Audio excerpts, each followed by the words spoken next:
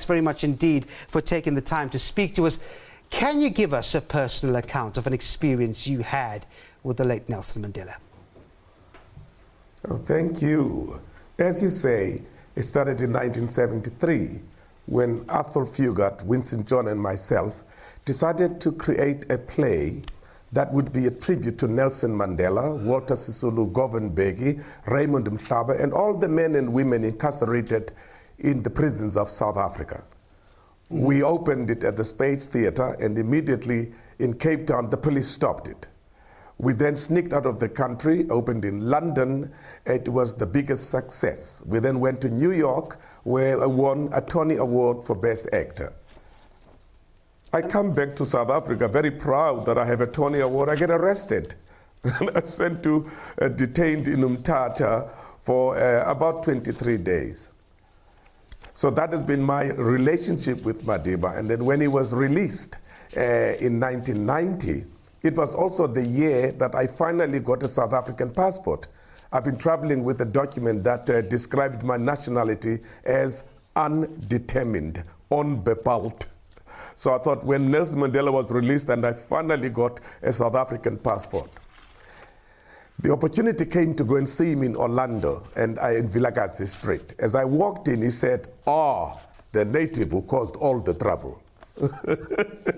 And I was quite surprised that he knew who I was. He said, of course we know you. You are Govan Mbeki's boys in the Eastern Cape. The second time we met was, of course, during inauguration. I was part of the program directing team. And constantly when we also unveiled the tombstone for Sontonga, who composed our national anthem, I was working with him again. And constantly during other areas. But he has been such a source of inspiration. I always say that we used to do art for art's sake, theater for theater and entertainment. But because of these men and the political situation, we were forced as artists to stand up and be counted and also make a contribution through our art to the liberation of our people. So he had that impact. When you were overseas, we joined all the movements that were demanding the release of Nelson Mandela. People like Huma Segela, Miriam Makeba, Kaifa Semenya, Letta Mbuli, Jonas Gwangwa. We would all assemble Wale Seroto, Khositsile, and talk about the fact that Mandela has to be released. We have to intensify. We have to inform the international community. We have to pass on the flame that keeps that burning passion for freedom throughout the world and throughout the continent of Africa. So you can see how Mandela's impact, even on the arts, even in theater, even in writing poetry and visual arts, he has been that force that constantly reminded us that there is a responsibility beyond just being an artist, beyond just being an entertainer. John Kani, I suppose the real question is, or the issue would be, it's perhaps more challenging not to have the Mandela concept effect when you're writing about African consciousness, when you're writing about African tradition and liberation. It might be more of a challenge to actually ignore the fact that Mandela is actually standing out there inspiring you, isn't it? Absolutely. I remember in the year 2002, I'd written a new play called Nothing But the Truth, which is now a textbook for high schools. In that play, I couldn't reconcile with the fact that I had to forgive the people who shot my brother, Ukolile, during a funeral here in Port Elizabeth. That I had to forgive the people who cut me to pieces when I survived an assassination by the CCB. And that play brought me close and in understanding what forgiveness is.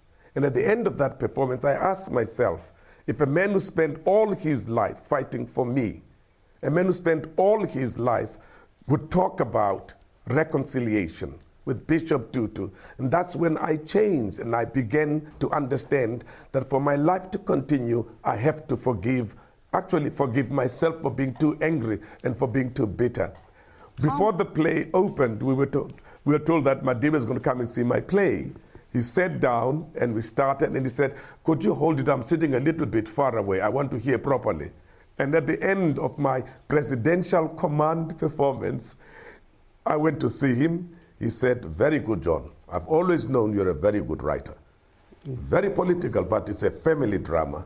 That for me was bigger than the Tony Award, to be told by this great giant, this incredible man, that he knows my work, he values my work, and he knows the work that I do contribute in creating a better society towards social cohesion and towards a truly non-racial South Africa. You've given us your personal account on how you've managed to succeed in the quest for forgiveness, and we heard President Jacob Zuma as well highlighting that theme today of Mr. Mandela's concept, the fact of forgiveness and reconciliation. Do you think it's a challenge for South Africans, or one that can be beaten given the events of this week? Can we reach, as a nation, the challenge of defeating the forgiveness and reconciliation war? I suppose I was thinking about it this week, and after I heard that Madiba had passed on at 95 years old, I realized that God had kept him post-94, post-99, in order to make sure in our consciousness we uphold the principle of forgiveness, that principle of reconciliation. We almost like feeling, I cannot let him down, I cannot let Tata down. So this time has settled now. Forgiveness, reconciliation is within us. It can no longer be challenged. It's part of who we are. It's supported by our constitution. It's supported by our passion for a democratic South Africa. Therefore, he stayed longer with us in order to make sure that the principles of forgiveness are established. Our democracy is solid, on a solid foundation. We can never go wrong now. We can do a lot of things wrong. We can do a lot of things right. But our democracy, our freedom, our forgiveness, our reconciliation, Ubuntu Betu, is now part of who we are. They are the fabric of what we say, what we think, and what we do.